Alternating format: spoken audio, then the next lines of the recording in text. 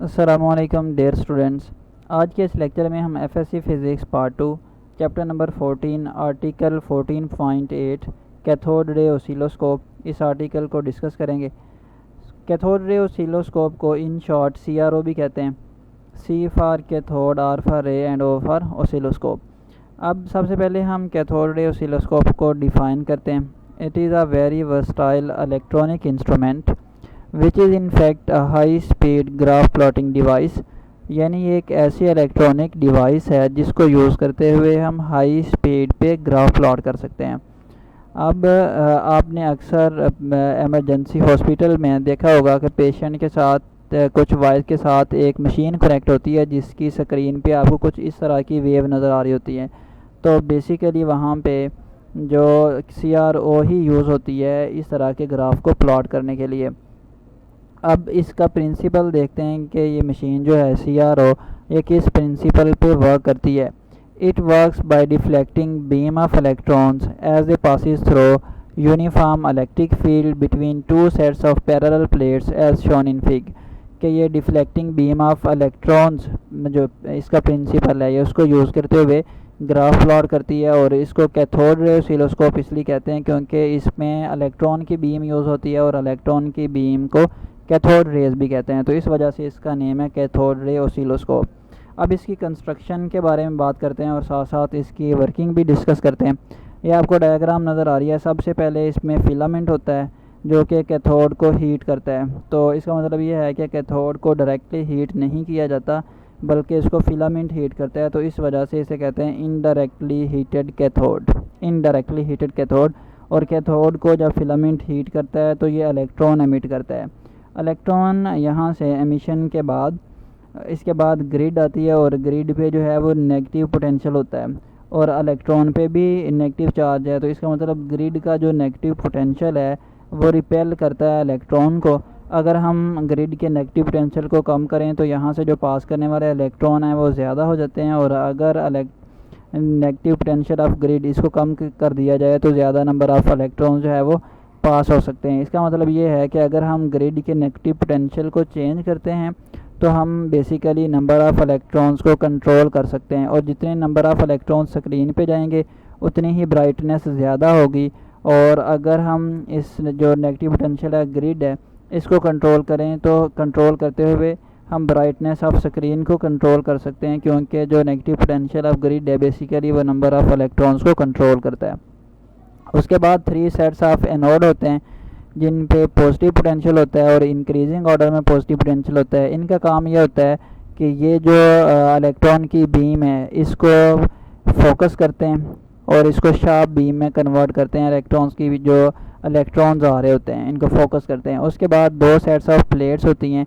एक vertical plates होती हैं जिनको एक्स प्लेट कहते हैं क्योंकि इनके अक्रॉस जो वोल्टेज हैं जो फील्ड है वो इस तरह से अप्लाई की जाती है कि ये इलेक्ट्रॉन्स को जो आने वाली बीम है उसको एक्स डायरेक्शन के अंदर जो है वो एक्स डायरेक्शन के अंदर डिफ्लेक्शन प्रोवाइड करते हैं, तो इसको हॉरिजॉन्टल डिफ्लेक्शन प्लेट्स भी कहा जाता है।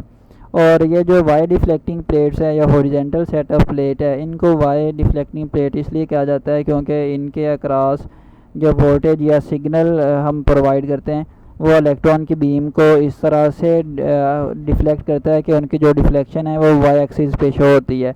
तो ये हमने इसके जो मेन पार्ट है उसको पढ़ा। और एट द एंड यहाँ पे स्क्रीन होती है जो को फ्लोरेसेंट मटेरियल से बनी होती है, और जब इलेक्ट्रॉन जो है इस पे आके हिट करते हैं, स्ट्राइक करते हैं, तो यहाँ से लाइट एमिट होती है। तो ये इसकी कंस्ट्रक्शन और वर्किंग थी CRO की। अब इसकी जो CRO की वेव फॉर्म है उसको भी डिस्कस कर लेते हैं। तो यहाँ पे अभी जैसे हमने देखा कि इसकी 2 सेट्स ऑफ प्लेट्स हैं, हॉरिजॉन्टल डिफ्लेक्टिंग प्लेट्स यानी एक्स प्लेट्स और वाई प्लेट्स जो कि वर्टिकल डायरेक्शन में डिफ्लेक्शन प्रोवाइड करती हैं। तो जो एक्स प्लेट्स को जो सिग्नल दिया जाता है वो यूजुअली बिल्ट इन सर्किट होता है CRO के अंदर जो कि सिग्नल प्रोवाइड करता है एक्स प्लेट्स को, और उस सर्किट को हम कहते हैं टाइम बेस्ड जनरेटर। और ये अक्सर पूछा भी जाता है कि जो टाइम बेस्ड जनरेटर है ये क्या है। तो इसको अब आपकी बुक की लाइन है उसको रीड भी कर लेते हैं कि जो हमारे पास स्वीप और टाइम बेस्ड जनरेटर है वो क्या होता है।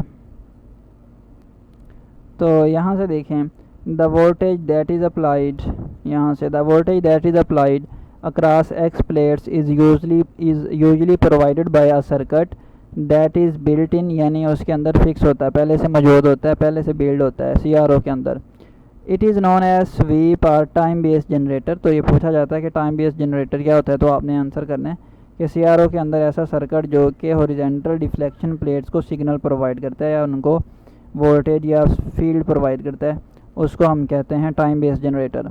It's output wave form is a sawtooth wave. जो इसकी आउटपुट वेव होती है वो सॉटूथ वेव होती है, जैसे आरी के दंदान होते हैं, बिल्कुल इसी तरह से जैसे ये आपको नज़र आ रही है सॉटूथ।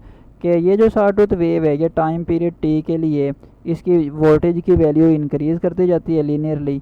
उसके बाद इस पॉइंट पे जाके जैसे इसका टाइम पीरियड कंप्लीट होता है तो सडनली ये वैल्यू ड्रॉप होती है और वोल्टेज की वैल्यू 0 पे आ जाती है। फिर ये लीनियरली इंक्रीज़ करती है फॉर टाइम पीरियड T और उसके बाद जो है ये फिर इसकी वैल्यू 0 हो जाती है। तो इस तरह से ये जो साइकिल है ये अगेन एंड अगेन रिपीट होते रहते हैं और इस तरह से एक सॉटूथ वेव जो है ये प्रोवाइड की जाती है हॉरिजॉन्टल डिफ्लेक्शन प्लेट्स पे।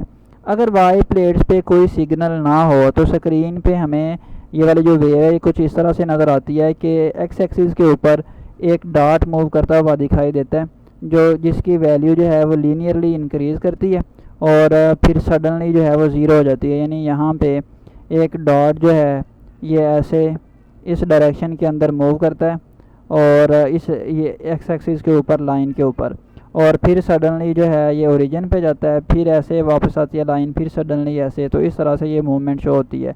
अगर ये वाला जो टाइम पीरियड ये वेरी स्मॉल हो तो फिर इस तरह से पॉइंट मूव करता हुआ दिखाई नहीं देता, बल्कि एक स्ट्रेट लाइन जो है वो नज़र आती है, शार्प लाइन एक्स एक्सिस के ऊपर। अब बात करते हैं जो दूसरा चैनल था इसका, वाई प्लेट्स यानी वर्टिकल डिफ्लेक्शन प्लेट्स। इनको वो सिग्नल दिया जाता है इन प्लेट्स को जिसको हमने स्टडी करना होता है। ये वोल्टेज सिग्नल हो सकता है। तो इसको जो सिग्नल दिया जाता है वो यूजुअली साइनोसाइडल वेव फॉर्म में होता है, यानी साइनोसाइडल वेव फॉर्म ऐसी वेव फॉर्म जिसकी कर्व जो है वो साइन या कोसाइन जैसी हो। आपने इसको मैथमेटिक्स में भी पढ़ा होगा कि साइन वेव और कोसाइन वेव, जो कि इस तरह से है। अगर तो एक्स एक्सिस के ऊपर कोई भी वोल्टेज ना हो तो सिर्फ वाई एक्सिस के ऊपर हम वोल्टेज प्रोवाइड करें तो एक वाई एक्सिस के ऊपर एक वर्टिकल जो है वो लाइन नज़र आती है इस तरह से। तो अगर एक्स एक्सिस के ऊपर भी वोल्टेज हों और वाई एक्सिस के ऊपर भी वोल्टेज प्रोवाइड किए हुए हों तो इन दोनों को जो सुपर इम्पोज वो होने के बाद जो वेव फॉर्म है वो स्टेशनरी नज़र आती है उस वक्त जब दोनों टाइम पीरियड सेम हो। दोनों टाइम पीरियड कौन से टाइम पीरियड, देखें दो यहाँ पे दो प्लेट्स के अक्रॉस वोल्टेज प्रोवाइड किए गए हैं। अगर तो वो वोल्टेज जो एक्स प्लेट्स पे प्रोवाइड किए गए हैं उनका टाइम पीरियड मैं कह देता हूँ TX, और उन वोल्टेज का टाइम पीरियड जो कि हमने वाई एक्सिस पे प्रोवाइड किए गए, दोनों टाइम पीरियड इक्वल हों तो जो वेव फॉर्म है CRO की स्क्रीन के ऊपर वो स्टेशनरी नज़र आती है, जिस तरह से ये वेव फॉर्म आपको नज़र आ रही है या ये वेव फॉर्म है। तो ये थी इसकी कंस्ट्रक्शन CRO की और वर्किंग इसकी। अब इसके यूज़र्स देख लेते हैं कि इसको जो यूज़ किस लिए करते हैं। इसके जो मेन यूज़र्स हैं, इससे हम वोल्टेज मेजर कर सकते हैं, फ्रीक्वेंसी मेजर कर सकते हैं और फेज़ मेजर कर सकते हैं। CRO को यूज़ करते हुए किसी भी सोर्स का वोल्टेज मेजर कर सकते हैं, उसकी फ्रीक्वेंसी मेजर कर सकते हैं, और जो दो सोर्सेज हैं उनका जो फेज़ है उसमें रिलेशनशिप जो है वो फाइंड कर सकते हैं। फेज़ का कॉन्सेप्ट आपने चैप्टर नंबर 7 फर्स्ट ईयर में पढ़ा होगा।